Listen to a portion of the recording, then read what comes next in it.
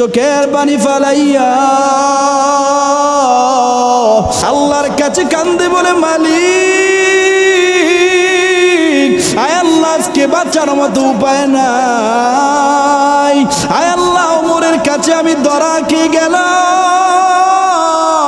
আয় আল্লাহ, ওমর তো আমাকে মেরে ফেলে। ওই বান্দা চোখটা বন্ধ করে আল্লাহর কাছে বলে, আল্লাহ আয় আল্লাহ, আজকে ওমরের হাত দিয়ে তুমি আমার বাঁচায় দাও। ও দয়ার মালিক আল্লাহ, আয় আল্লাহ, যতদিন আমি এই দুনিয়ার জমিনে থাকবো, আয় আল্লাহ, আমি আর কোনোদিন এই পাক ঠোঁটের মধ্যে কোনোদিন মদ লাগাইব না। আয় আল্লাহ, তুমি আজকে আমার ওমরের হাত থেকে বাঁচায় দাও। ওই বান্দা অন্তরের চক্ষু দিয়া আল্লাহর কাছে কান্দে আর আমার আল্লাহর কাছে তওবা করে, আল্লাহ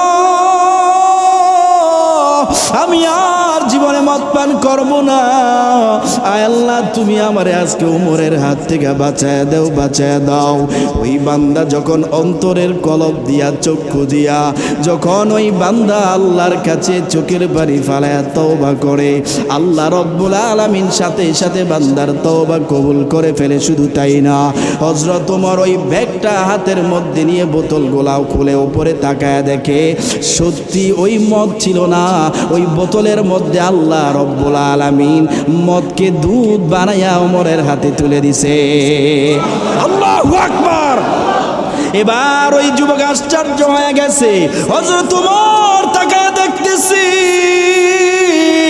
আরে সত্যি তো বোতলের মধ্যে গরম গরম দুধ দেখা যায়। এবার যুবক ডাক দিয়া বলে, আরে ওমর, তোমার সাথে আমার আর মিথ্যা বলে লাভ নাই, মিথ্যা বলে লাভ নাই। ওগো ওমর, তুমি যখন আমার ব্যাগটা নিয়েছ, ওই সময় আমি চোখের পানি ফালাইয়া আল্লাহর কাছে এমন ভাবে তওবা করেছি, আল্লাহ আয় আল্লাহ, তুমি এই মদগুলা থেকে দুধ বানায় দাও। আল্লাহ রব্বুল আলামিন সাথে সাথে আমার মদের বোতলগুলারে দুধে পরিণত করে তোমার হাতের মধ্যে উঠায় দিছে। এবার ওই যুবককে জড়ায় ধরছে। হযরত ওমর ডাক দিয়ে বলে, রে যুবক, এ যুবক, তুই তো আমার চেয়ে বড় দামি। এখন তুই আল্লাহর কাছে তওবা করেছ, তোর তওবা কবুল হয়েছে, কবুল হয়েছে। এর যুবক, তুই আমার জন্য একটু দোয়া করে দে, আমার জন্য একটু দোয়া করে দে। হযরত ওমর পর্যন্ত ওই যুবকের কাছ থেকে দোয়া চাইছে। আল্লাহু আকবার। এক চশমে জাদান গাফেল আজা শাহনবাসী, এক চশমে জাদান গাফেল আজা শাহনবাসী, শায়দ কে নিগাহে গুনাহগাহ নওয়াসী, শায়দ কে নিগাহে গুনাহগাহ নওয়াসী। সকলে পড়েন আলহামদুলিল্লাহ। সম্মানিত মুসল্লিয়ানে কেরাম, মহান আল্লাহ তাআলার দরবারে লাখ কোটি শুকর ও সুজুদ যে আল্লাহ রব্বুল আলামিন সপ্তাহের শ্রেষ্ঠ দিন শুক্রবার অর্থাৎ জুমার দিনে বিভিন্ন জায়গা থেকে যাচাই বাছাই করে আমাদেরকে আল্লাহর ঘর মসজিদে আসা বসা, আমাকে কিছু কথা বলার তৌফিক দিয়েছেন। এই জন্য মহান রবের দরবারে শুকরিয়া জ্ঞাপন করি, আলহামদুলিল্লাহ। প্রিয় ভাইয়েরা, আজকে যেহেতু জুমার দিন, সপ্তাহের শ্রেষ্ঠ দিন, শ্রেষ্ঠ দিনে পৃথিবীর শ্রেষ্ঠ ঘর অর্থাৎ আল্লাহর ঘরে আসা বসা এবং আল্লাহ তাআলা অসংখ্য অগণিত মানুষ থেকে যাচাই বাছাই করে আল্লাহর ঘর পর্যন্ত নিয়ে আসা, এটা অনেক বড় একটা নেয়ামত। কি বলেন আপনারা? কারণ এলাকায় অনেক মানুষ আছে যারা এখনো আসতে পারে না। কেউ আসবে হয়তো বয়ানের মাঝে, কেউ আসবে হয়তো বয়ান শেষ পর্যায়ে, কেউ আসবে যখন নামাজ দাঁড়ায় ওই সময়। দুনিয়ার সব কাজের জন্য আমাদের সময় হয়, সময় মতো যে মালিক আমাদেরকে বানিয়েছে, যে মালিক আমাদেরকে পৃথিবীতে প্রেরণ করেছে, সে মালিকের কাছে আসব, সে মালিকের কথা স্মরণ করে সে মালিককে একটু সেজদা দিব, রুকু দিব, সেই সময়টুকু আমাদের হয় না। বড় আফসোসের বিষয়, পরিতাপের বিষয়। আপনার কাজ আপনাকে ফজরের আগে ঘুম থেকে জাগিয়ে দেয়, 7টা 6টায় আপনার কাজে যেতে হবে। আপনার খেলা আপনাকে রাত 2টা 3টা 4টা পর্যন্ত সজাগ রাখে, অপেক্ষায় রাখে, সেখানে আপনার সময় হয়। অথচ আপনি যে খেলা দেখতে আসবেন, খেলা দেখার পরে হাত তালি দিয়ে উদযাপন করবেন, মুখ দিয়ে উচ্চারিত আওয়াজ দিয়ে চিল্লাচিল্লি করবেন, আনন্দ উৎসব করবেন। যেই পা দিয়ে আপনি হেঁটে আসবেন এক জায়গা থেকে আরেক জায়গায় গিয়ে খেলা দেখার জন্য, এই পা, এ হাত, এ জবান, এগুলো কে দিয়েছে আমাকে আপনাকে? আল্লাহ তাআলা দিয়েছে। অথচ আল্লাহর দেয়া নেয়ামত, আল্লাহর দেয়া সম্পদ, সেই সম্পদ দিয়ে আপনি ইহুদি খ্রিস্টানদের খেলা দেখার জন্য, তাদেরকে অনুসরণ করার জন্য সে রাত আপনাকে, সারা দিন তো আছেই, রাত্র থেকে নিয়ে 3টা 4টা পর্যন্ত আপনাকে সজাগ রাখতে পারে, কিন্তু সেই হাত, সেই পা, সেই জবান আল্লাহর নেয়ামতের শুকর আদায়ের ক্ষেত্রে ফজরে এসে, মসজিদে এসে আল্লাহকে সেজদা দেওয়া, আল্লাহকে রুকু দেওয়া, আল্লাহর শুকরিয়ায় জবান দিয়ে করা, সেই সময়টুকু আপনার নাই। আহা, বড় আফসোস লাগে আমার, বড় কষ্ট লাগে যে আমরা মুসলমানরা ইহুদি খ্রিস্টানদেরকে কিভাবে অনুসরণ করছি। আজ আমাদের যুব সমাজ কোথায় হারিয়ে গেল? যুব সমাজের পাশাপাশি মুরব্বী লোকেরাও কি আছে? এই দেশেই খেলাকে নিয়ে যতটা উন্মাদনা হয়, আপনি খেলা দেখেন, সমস্যা নাই। এটা যেহেতু আপনি আনন্দ করেন, উপভোগ করেন, এটাকে উপভোগের জায়গায় রাখেন, তার বাড়তি কিছু করতে যায়েন না। আমার দেশে খেলায় হেরে যাওয়ার কারণে আমরা দেখেছি কুষ্টিয়ার মতো জায়গায় এক যুবক আত্মহত্যা করে ফেলেছে, তার দল হেরে গিয়েছে এই জন্য। আস্তাগফিরুল্লাহ, আস্তাগফিরুল্লাহ। ও যে আত্মহত্যা করেছে, যেই দেশে খেলা হয়েছে সেই দেশের মানুষ কি জানে? আপনারা বলেন জানে? তার কোনো ফায়দা আছে এখানে? কোনো ফায়দা নাই। অথচ যেই দেশের খেলা দেখেন, ওই দেশের মানুষ আত্মহত্যা তো দূরের কথা, হয়তো সাময়িক একটু খারাপ লাগছে, পরে ঠিকই তারা তাদের কাজে ব্যস্ত। ইউরোপে যারা বসবাস করে তারা তাদের সময়কে অনেক মূল্যায়ন করে। আমরা যেমন খেলা আসলে, এই খেলা শুরু হওয়ার আগের থেকে খেলা নিয়ে অফিসে, আদালতে, ঘরে, বাসায়, রাস্তাঘাটে, দোকানপাটে আলোচনা সমালোচনা চলে, তাদের কিন্তু এমনটা নয়। তারা কাজে ব্যস্ত থাকে। কাজ শেষে খেলা যদি থাকে, যতটুকু সময় খেলা, অতটুকু সময় উপভোগ করার জন্য তারা সেটাকে সেখানেই রেখে, হারক জিতুক সেখানেই রেখে আবার সময় মতো তারা তাদের কাজে ব্যস্ত।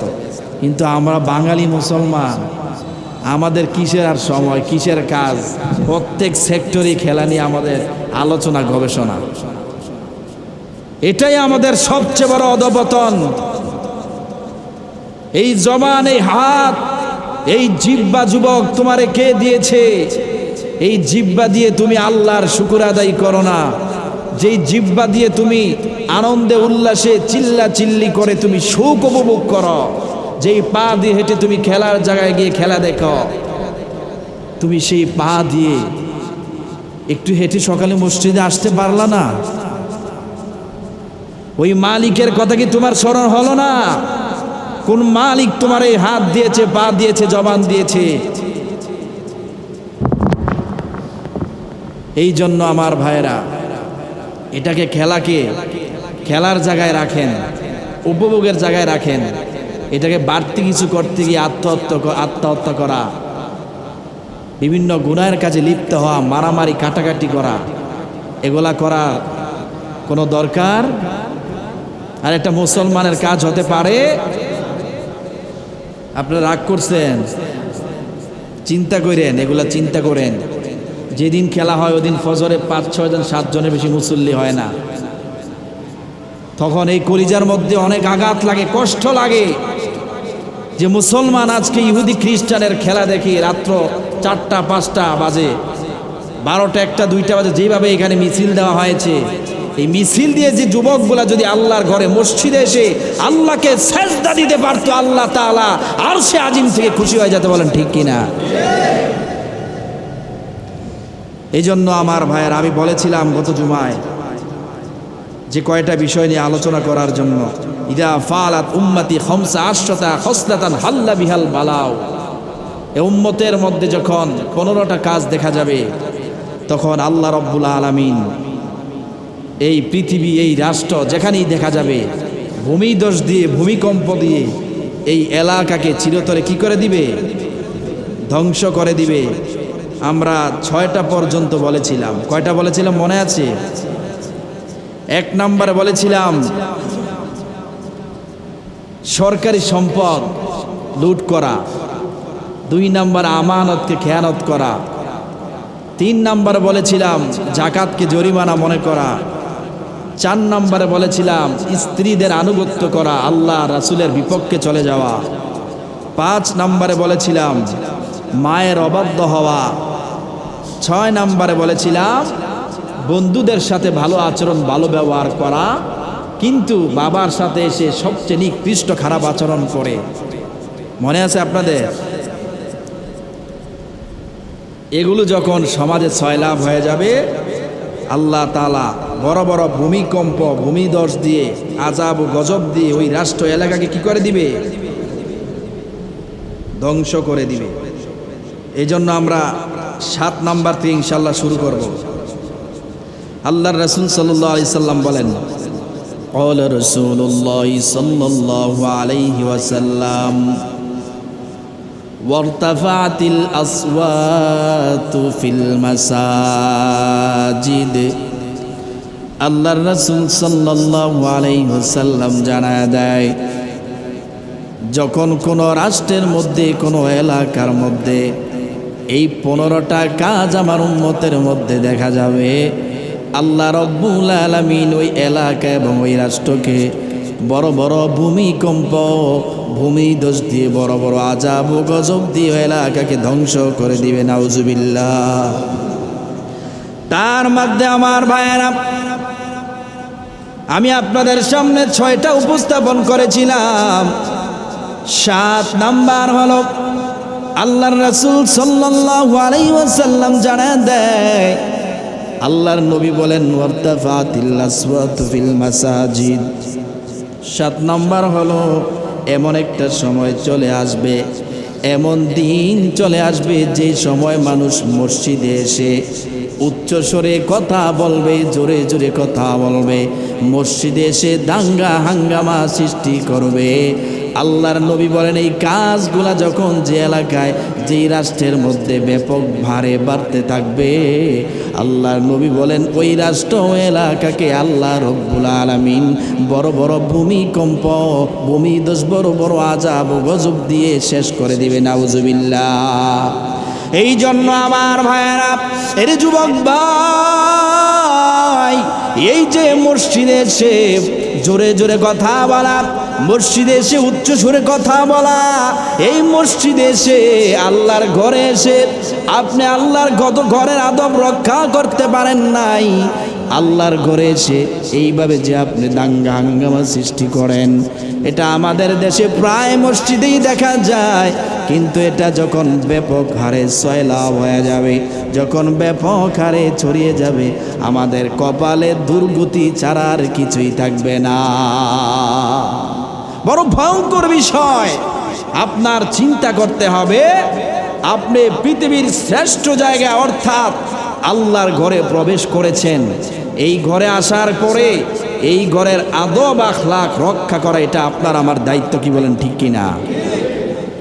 আমি আপনাদেরকে বলেছিলাম, অনেককে আমি মাগরিবের সময় যারা মসজিদের মধ্যে নিয়মিত মুসল্লি ছিলেন তাদেরকে আমি শিক্ষা দিয়েছিলাম আল্লাহর ঘরে ঢুকার আদবগুলো কি, আবার বের হতে হলে কি আদব, মনে আছে আপনাদের? আমি আপনাদেরকে এগুলা বলে বলে সতর্ক করতে চাই। এরে মুমিন মুসলমান ইমানদার আল্লাহর গোলাম, এরে বান্দা, আল্লাহর ঘর মসজিদে এসে আপনি কিভাবে থাকবেন, আপনি কিভাবে বসবেন, আপনার সময়টা কেমন ভাবে পার করবেন, ওইটা আমি আপনাদেরকে জানিয়ে দিয়েছিলাম। আপনি মসজিদে এসে যখন জোরে জোরে কথা বলেন, মসজিদে এসে যখন আপনি আল্লাহর ঘরে বসে যখন আপনি বিভিন্ন কথাগুলা বলতে থাকেন, বিভিন্ন মানুষের সমালোচনা যখন আপনি করতে থাকেন, আপনি মসজিদে আসছেন ভালো কথা, মসজিদে আইসা আপনি মসজিদে বসে বসে আপনি যখন আওয়াজ দিয়ে কথা বলেন, আপনি যখন এই ঘরে এসে জোরে জোরে কথা বলেন, আপনার পাশে অন্য একটা মানুষ নামাজে দাঁড়ায় আছে, ওই মানুষটা নামাজে দাঁড়ায় তার মাওলার সাথে গভীর একটা প্রেমের সম্পর্ক লাগায়া দিছে।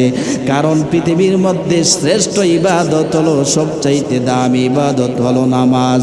ওই নামাজে আমার আল্লাহ তাআলা বান্দার যত কাছাকাছি থাকে, অন্য কোনো ইবাদতে আমার আল্লাহ তত কাছাকাছি থাকে না। কিন্তু আমার ভাইয়েরা, আর ওই বান্দা যখন আল্লাহর সামনে দাঁড়াইয়া, ওই বান্দা যখন নামাজি দাঁড়াইয়া আলহামদুলিল্লাহি রাব্বিল আলামিন বলে আল্লাহর প্রশংসা করে, আমার আল্লাহ বড় রাজি খুশি হয়ে যায়, আমার আল্লাহ ওই বান্দার উপরে খুশি হয়ে যায়। আল্লাহর বান্দা নামাজি দাঁড়াইয়া আমার আল্লাহর সাথে যখন গভীর একটা প্রেমের সম্পর্ক লাগায়া দেয়, আপনি মসজিদে বসে বসে আওয়াজ দিয়ে কথা বলার কারণে, মসজিদে বসে বসে উচ্চস্বরে কথা বলার কারণে ওই বান্দার কানের মধ্যে গিয়ে যখন আওয়াজটা লাগলো, ওই বান্দার নামাজের মনোযোগ ছুটে গেল, সূরা কালাম ভুল হয়ে গেল। ওই যে আল্লাহর সাথে তার একটা গভীর সম্পর্ক ছিল। আরে আল্লাহ তাআলা তো এমন এক আল্লাহ, আরে আমার আল্লাহ তো এমন এক আল্লাহ, আরে যে আল্লাহ আসমান বানাইছে, জমিন চন্দ্র সূর্য আমাকে আপনাকে বানাইছে, ওই শ্রেষ্ঠ মহামানব, ওরে বান্দা শ্রেষ্ঠ মালিক, আমার আপনার শ্রেষ্ঠ মহামালিকের সামনে দাঁড়ায় আছে। ওই মালিকের সামনে দাঁড়াইয়া যখন মাওলার সাথে কথোপকথন করে, ওই সময় আপনি ওই জায়গার মধ্যে ডিস্টার্ব দিয়ে মাওলার সাথে আর বান্দার যে সম্পর্কটারে বিচ্ছিন্ন করে দিলেন, এটা কত বড় একটা গুনাহের কাজ। একটু নিজের বিবেককে প্রশ্ন করলে অ্যান্সার বের হয়ে যাবে, ঠিক কিনা? নিজেকে একটু প্রশ্ন করেন, নামাজে যখন বান্দা দাঁড়ায়, হাদিস শরীফের মধ্যে চলে আসছে, ওই সময় বান্দা আল্লাহর যত নিকটে থাকে, কোন ইবাদতে এত পরিমাণ নিকটে থাকতে পারে নাই। ওই জায়গার মধ্যে আপনি ডিস্টার্ব করেন, কতটা ভয়ঙ্কর বিষয়। এই জন্য আল্লাহর রাসূল সাল্লাল্লাহু আলাইহি ওয়াসাল্লাম বলেন, ওয়ারতাফাতিল আসওয়াতু ফিল মাসাজিদ, আল্লাহর রাসূল বলেন, হে মুমিন মুসলমানেরা, আর যেই দুনিয়ার মধ্যে এমন একটা সময় আসবে, আর ওই সময় মানুষগুলা মসজিদের মধ্যে এসে জোরে জোরে কথা বলবে, মসজিদের মধ্যে এসে বিশৃঙ্খলা সৃষ্টি করবে, মসজিদের মধ্যে এসে দাঙ্গা হাঙ্গামা সৃষ্টি করবে। এগুলা যখন ব্যাপক হারে এলাকা রাষ্ট্রের মধ্যে সয়লাভ হয়ে যাবে, আল্লাহর রাসূল বলেন, ওই এলাকা ওই রাষ্ট্রকে আমার আল্লাহ তাআলা ভূমিকম্প ভূমিধ্বস দিয়ে এলাকাকে চিরতরে শেষ করে দিবে। নাউজুবিল্লাহ। মসজিদে এসে মসজিদের আদব রক্ষা করতে হবে। মসজিদে এসে সমস্যা কি, আপনি ঢুকছেন, আপনি বসে বসে সুবহানাল্লাহ, আলহামদুলিল্লাহ, আল্লাহু আকবার তাসবিহগুলো পড়েন না, এই সময় তো পান না। যখন এই সময় আমাদের আসে, মোবাইল, ফেসবুক, ইন্টারনেট, ইউটিউব, দোকানে পাটে বসে সময় নষ্ট করি, এটা শুধু একটু ইবাদতের জায়গা, এই জায়গায় এসে একটু ইবাদত করেন না, সমস্যা কি? কিন্তু মসজিদে এসেও বারবার ঘড়ির দিকে তাকায় আর খালি কথা, সমালোচনা। ইমাম সাহেব দেরিতে আসে, 1 মিনিট 2 মিনিট লস করে, এখনো আসে না, এটা সেটা, অমুকের দোষ, অমুকের দোষ, অমুক এটা করেছে, এটা সেটা করেছে। এই যে সমালোচনা, গীবত আপনি শ্রেষ্ঠ জায়গায় বসেও করতেছেন, এটা আপনার জন্য বড় পোড়া কপাল, বলেন ঠিক কি না? এই জন্য আমার ভাইয়েরা, ইমাম সাহেব আসতে লেট হচ্ছে, সমস্যা কি? আপনি ঘড়ির দিক তাকানোর প্রয়োজন নাই তো। আপনি তাসবিহ পড়েন, আপনি দোয়া দুরুস পড়েন, সমালোচনার কোনো প্রয়োজন নাই। এগুলো পরিত্যাগ করতে হবে, এগুলা থেকে আমাদের বেরিয়ে আসতে হবে। আরে মসজিদের মধ্যে 2 মিনিট বসে থাকলেই তুমি আর 2 মিনিট গুনাহ থেকে বাঁচলেন। কিয়ামতের ময়দানে যখন হাজির করা হবে, বাইরে যতক্ষণ থাকি ততক্ষণ তো গুনাই হয়। দেখবেন ওই যে মসজিদে 2 মিনিট সময়টা একটু বেশি থাকছেন, সাধারণত মসজিদে থাকলে গুনাহ কি হয়? কম হয়। তখন মনে করেন কিয়ামতের ময়দানে আমলনামা যখন দিব, দেওয়ার পরে ওই যে 2 মিনিট সময় মসজিদে 5 মিনিট সময় বেশি কাটাইছেন, তো তার গুনাহ হয় নাই, ওইটার জন্য যে শাস্তি হতো, ওই শাস্তি দিয়ে তো বাইচা গেলেন। তখন কবেন, হায় রে, ইস, যদি মসজিদের মধ্যে ঘন্টার পর ঘন্টা বসে থাকতাম, ইমাম সাহেব যদি ঘন্টার পর ঘন্টা দেরিতে আসতো, তাহলে তো আজকে এই গুনাহ থেকে বেঁচে থাকতাম, এই কঠিন আযাব থেকে আমি বাঁচতে পারতাম। 1 ঘন্টার আযাব থেকে, 1 ঘন্টা দরকার নাই, 1 মিনিটের আযাব থেকে বাঁচতে পারে, এটা বহুত কিছু। এই জন্য আমার ভাইয়েরা, 7 নম্বর হলো ইরতাফাতিল আসওয়াতু ফিল মাসাজিদ। মসজিদে এসে মসজিদের আদব রক্ষা করতে হবে। এরে বান্দা, মসজিদে যখন আসবেন, যখন সময় পাইবেন, ওই সময় সুবহানাল্লাহ, আলহামদুলিল্লাহ, আল্লাহু আকবার তাসবিহগুলা পড়তে থাকবেন। এইভাবে আপনি আপনার সময়টাকে যখন পার করবেন, ওরে বান্দা, আল্লাহ রব্বুল আলামিন নামায় এত পরিমাণ সওয়াব দিবে, আপনি কোনোদিন কল্পনাও করতে পারবেন না। 8 নম্বরে আমার ভাইয়েরা, আল্লাহর রাসূল সাল্লাল্লাহু আলাইহি ওয়াসাল্লাম জানায় দেয়, ওয়া কানা যাঈমুল কওমি আরযা লাহুম।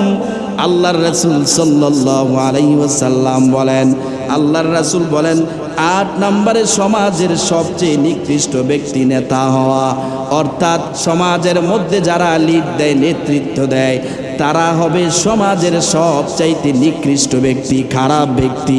ওই মানুষগুলারে মানুষ নেতা মনে করবে। এরে বান্দা, আল্লাহর রাসূল সাল্লাল্লাহু আলাইহি ওয়াসাল্লাম বলেন, আরে পৃথিবীর মধ্যে এমন একটা সময় আসবে,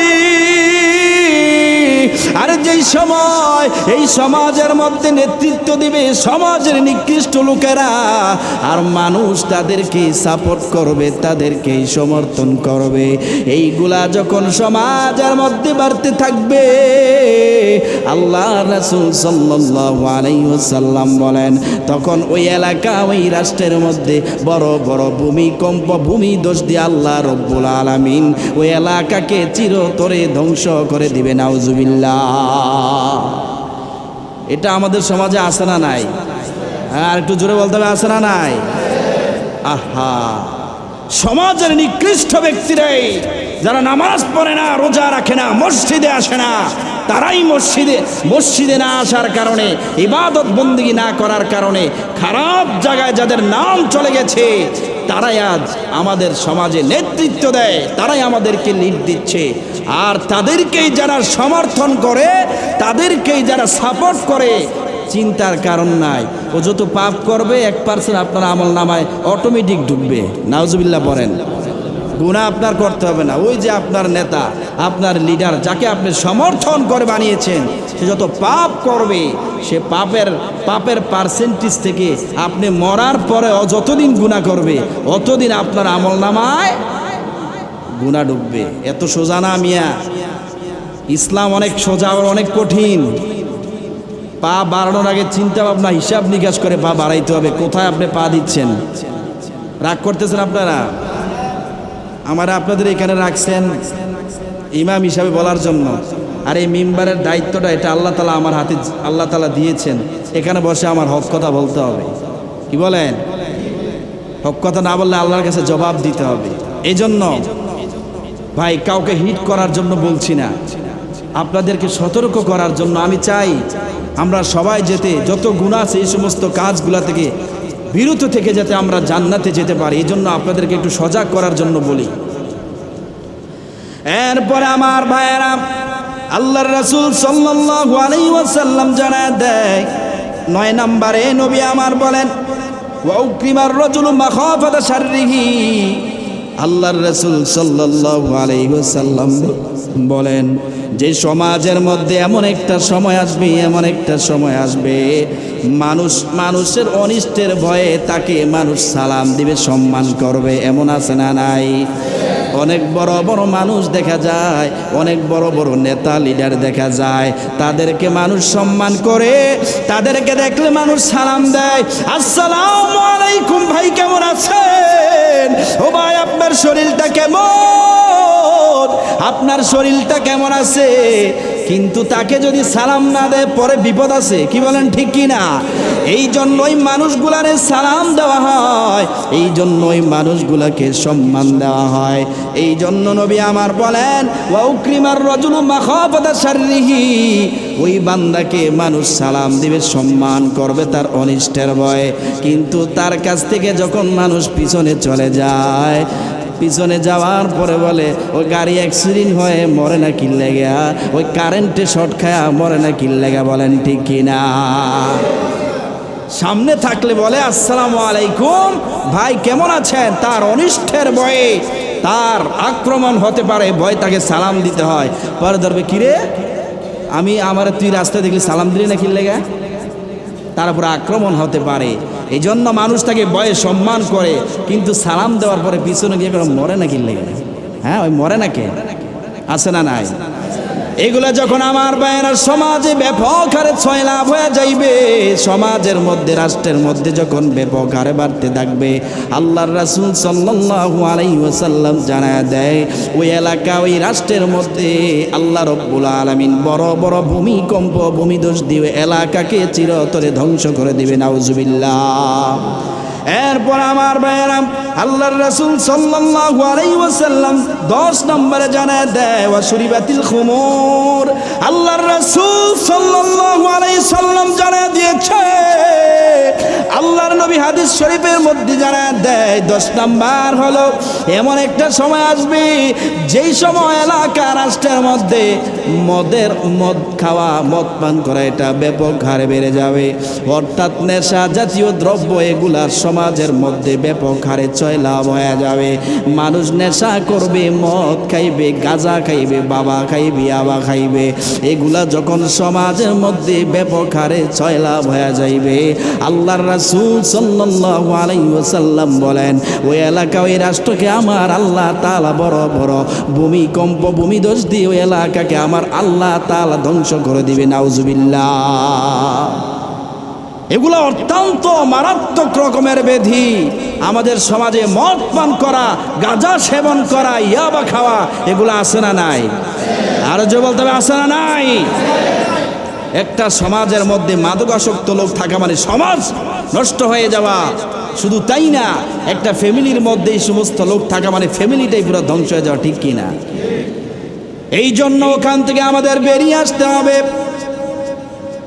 যদি ওমরের শাসন থাকতো, হযরত ওমরের শাসন যদি থাকতো, তাহলে এগুলা চিরতরে শেষ হয়ে যাইতো। আজকে আমাদের শাসন ব্যবস্থা কেমন? আজকে আপনারা এটা নিজের বিবেকের কাছে আমি ছেড়ে দিলাম, নিজেরাই আপনারা একটু প্রশ্ন করে দেখেন। যদি আমরা হযরত ওমর রাদিয়াল্লাহু তাআলা আনহুকে অনুসরণ করতে পারতাম, তাহলে আমাদের দেশগুলোকে আল্লাহ রব্বুল আলামিন সোনার দেশ হিসাবে পরিণত করতে। বলেন ঠিক কিনা? হযরত ওমর রাদিয়াল্লাহু তাআলা আনহু তিনি যখন নেতৃত্ব দিয়েছিলেন, তিনি যখন শাসন আমলে ছিলেন, আর ওই সময় মানুষগুলো তো দামি শাসক পেয়েছে। হযরত ওমর রাদিয়াল্লাহু তাআলা আনহু তিনি রাত্রবেলা বের হয়ে যাইতেন, আমার এলাকার মানুষের কি অবস্থা ওইটা আমার দেখতে হবে। রাত্রবেলা তিনি একা একা বের হয়ে মানুষের খোঁজ খবর নিতেন। আমার এলাকার মানুষের কি অবস্থা, কে কি বিপদে আছে। হযরত ওমর রাদিয়াল্লাহু তাআলা খোঁজ নেওয়ার জন্য বের হইতেন। এরে বান্দা কেমন শাসক ছিলেন। হযরত ওমর একদিন রাত্রিবেলা যখন মানুষের খোঁজ খবর নেওয়ার জন্য বের হয়ে যায়, হঠাৎ করে তাকায় দেখে একটা যুবক হাতের মধ্যে ব্যাগ, রাত্রবেলা ওই ব্যাগ নিয়ে দৌড়াদৌড়ি করতেছে। হযরত ওমর রাদিয়াল্লাহু তাআলা আনহু চিন্তায় পড়ে গেলেন, একটা যুবক মানুষ এত রাতে হাতের মধ্যে ব্যাগ, ব্যাগের মধ্যে কি আছে। হযরত ওমর ডাক দিয়া বলে, যুবক তাড়াতাড়ি এখানে দাঁড়াও। যুবক পিছন দিকে তাকায় দেখে ওমরের আওয়াজ, আল্লাহু আকবার। যুবক তাকায় দেখতেছে হযরত ওমরের কণ্ঠ। ওই সময় যুবক ডাক দিয়া বলে, হায় রে, এখন যদি আমি এখান থেকে দৌড়ে পালায় যাই, ওমর যদি আমাকে ধরে ফেলে অবস্থা খারাপ হয়ে যাইবে। কিন্তু ওই যুবকের হাতের মধ্যে যেই ব্যাগ ছিল, ব্যাগের মধ্যে 2টা মদের বোতল ছিল। হযরত ওমর রাদিয়াল্লাহু তাআলা আনহু ওই যুবককে যখন দাঁড়ানোর জন্য বলছে, যুবক দাঁড়ায় গেছে, কিন্তু ওই যুবক ওই ওমরের ভয়ে থরথর করে কাঁপতেছে। আয় রে, ইসলামী রাষ্ট্রের মধ্যে মদ যেহেতু হারাম, নিষিদ্ধ, ওমর হারাম করেছে। আজকে আমার হাতের মধ্যে যেই মদের বোতল দেখা যায়, ওমর যদি আমারে চেক করে পেয়ে ফেলে, তাহলে তো আজকে আমার জীবন শেষ, আমার গর্দান ওমর উড়ায় দিবে। ওই বান্দা ভয় আতঙ্কিত হয়ে গেছে। যুবক মানুষ অন্তরের মধ্যে বড় ভয়। ওই যুবক ভয় আতঙ্ক হয়ে থরথর করে কাঁপতেছে। ওই যুবক এমন ভাবে কাঁপতেছে, ওমর আইসা যখন যুবকের সামনে দাঁড়ায়, ওমর রাদিয়াল্লাহু তাআলা আনহু এবার যুবককে ডাক দিয়ে বলে, রে যুবক, তোমার ব্যাগের মধ্যে কি আছে তাড়াতাড়ি আমারে বের করে দাও। ওই যুবক ব্যাগটা দিতে চায় না, বারবার চাওয়ার পরে এবার যুবক ডাক দিয়া বলে, খলিফাতুল মুসলিমিন, আমার ব্যাগের মধ্যে হলো 2টা দুধের বোতল। বলে, তুমি এগুলা কোথায় থেকে আনছো? বলে, আমার বোন অসুস্থ, এই জন্য আমার আব্বা আমাকে 2 বোতল দুধ গরম করে দিয়েছে আমার বোনের জন্য। এরে মুমিন মুসলমান ইমানদার আল্লাহর গোলাম, হযরত ওমর ডাক দিয়া বলতেছে, রে যুবক, তারপর আমি তোর ব্যাগটা একটু চেক করতে চাই। ওই যুবক বারবার বলার পরও ব্যাগটা দিতে চায় না। এক পর্যায়ে যুবক চিন্তা করে, হায় রে, একেই তো ব্যাগের মধ্যে মদের বোতল, আবার বলেছি মিথ্যা কথা, আজকে আমার বাঁচার মতো উপায় নাই। এবার ওমর যখন তাকে ধমক দিয়ে তার কাছ থেকে ব্যাগটা নিল চেক করার জন্য, ওই আল্লাহর বান্দা এবার চোখের পানি ফালাইয়া ওই যুবক এবার মনে মনে কলব দিয়ে, হৃদয় দিয়ে আল্লাহর কাছে কান্দে, বলে, মালিক, আয় আল্লাহ, আজকে বাঁচার মতো উপায় নাই। আয় আল্লাহ, ওমরের কাছে আমি ধরা খেয়ে গেলাম। আয় আল্লাহ, ওমর তো আমাকে মেরে ফেলে। ওই বান্দা চোখটা বন্ধ করে আল্লাহর কাছে বলে, আল্লাহ, আয় আল্লাহ, আজকে ওমরের হাত দিয়ে তুমি আমার বাঁচায় দাও।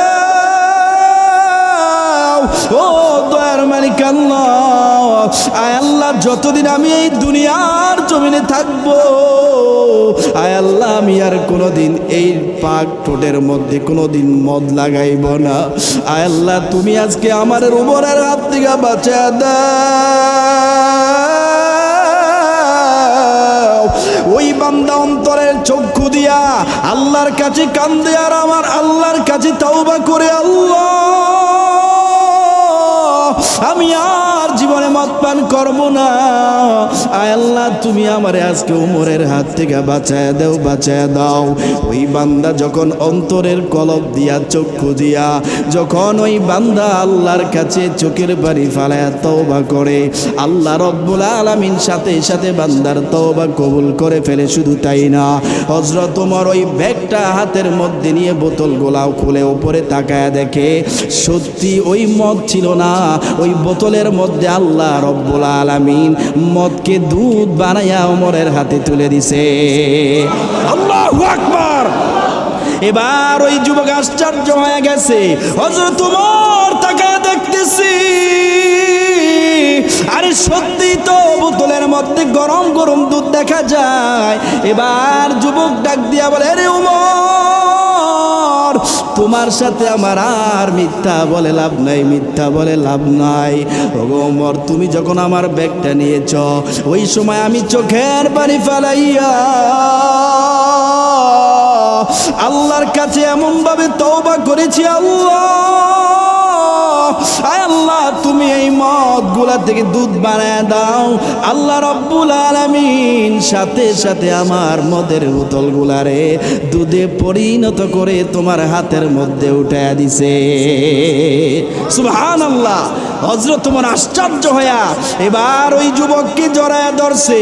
হযরত ওমর ডাক দিয়ে বলে, রে যুবক, এ যুবক, তুই তো আমার চেয়ে বড় দামি।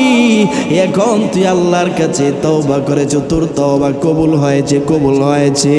এর যুবক, তুই আমার জন্য একটু দোয়া করে দে, আমার জন্য একটু দোয়া করে দে। হযরত ওমর পর্যন্ত ওই যুবকের কাছ থেকে দোয়া চাইছে। আল্লাহু আকবার।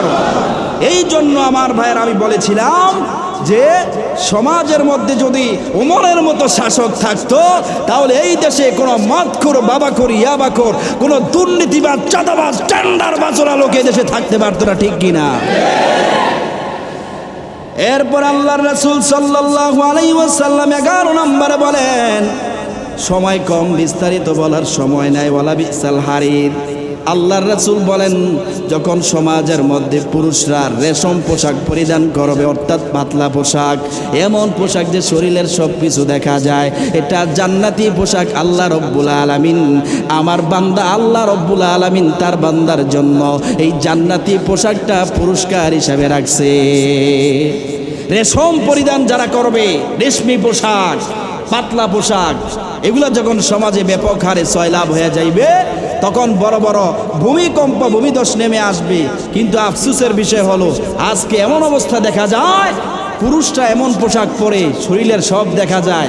আজকে এমন দেখা যায় যে পুরুষদের জন্য ছিল টাকনুর উপরে কাপড় পরা, আর মহিলাদের জন্য হলো টাকনুর নিচে কাপড় পরা। কিন্তু সমাজে এমন অবস্থা হয়ে গেছে, পুরুষরা পরে টাকনুর নিচে আর মেয়েরা পরে টাকনুর উপরে, ঠিক কিনা? হ্যাঁ, ইয়াং যুবতী মেয়ে প্যান্ট পরে, শার্ট পরে, গেঞ্জি পরে সমাজে বের হয়। এটা পুরুষ না মেয়ে চিনা বড় মুশকিল। আপনি বাবা হয়ে আপনার মেয়েকে, একটা যুবতী মেয়েকে, যেই মেয়েটা প্যান্ট পরে, শার্ট পরে, গেঞ্জি পরে রাস্তায় বের হলো, আপনি বাবা হয়ে কিভাবে তাকে সমর্থন করলেন?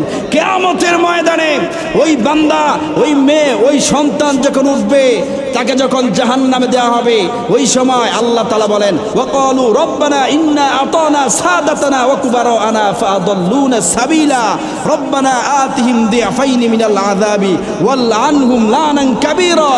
ওই মেয়েকে, ওই ছেলেকে যখন ধরা হবে যে তুমি এই পাপ করেছ, তুমি এইভাবে চলাফেরা কেন করেছ, তখন তারা আল্লাহর কাছে বলবে, আল্লাহ, আমার বাবা, আমার মা, আমার গার্জিয়ান যারা ছিল তারা যদি আমার একটু সাপোর্ট দিত, একটু যদি টাইট দিত, একটু পিটানি যদি আমার লাগাইতো, তাহলে আমি বেপরদায় হয়ে এই সমস্ত পোশাক পরে আমি সমাজে বের হতাম না।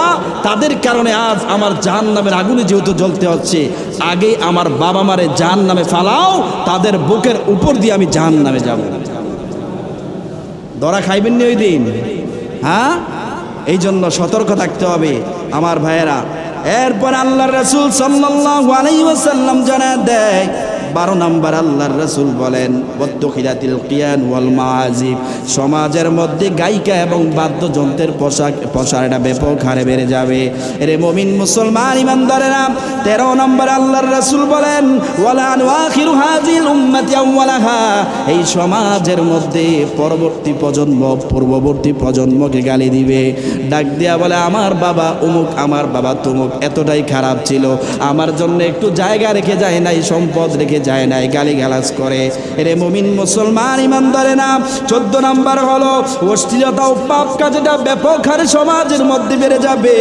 15 নম্বর হলো প্রকাশ্যে গুনাহ করবে মানুষ, কিন্তু এই গুনাহকে এটা স্বাভাবিক মনে করবে, গুনাহকে গুনাহ মনে করবে না। এই জন্য আল্লাহর রাসূল বলেন, উল্লু উম্মতি মাআফান ইলাল মুজাহিরিন। দিন এই সমাজের মধ্যে যারা প্রকাশ্যে গুনাহ করবে আল্লাহ রাব্বুল আলামিন তাদেরকে ক্ষমা করবে না, ক্ষমা করবে না। এই জন্য আর যারা গোপনে গুনাহ করবে মাপ চাইবে, আল্লাহ ক্ষমা করে দিবে। এই জন্য আমার ভাইয়েরা, যেই কথাগুলো আমি আপনাদেরকে শুনাইলাম, এই 15টা কাজ যখন এলাকার মধ্যে সমাজের মধ্যে ব্যাপক হারে ছয়লাভ হয়ে যাইবে, আল্লাহ রাব্বুল আলামিন বড় বড় ভূমিকম্প, ভূমিধস দিয়ে এলাকাকে চিরতরে ধ্বংস করে দিবে। নাউজুবিল্লাহ। এই জন্য আমার ভাইয়েরা, এইগুলা, এই কাজগুলা, এই গুনাহগুলা আমাদের পরিত্যাগ করতে হবে, গুনাহ থেকে বেঁচে থাকতে হবে।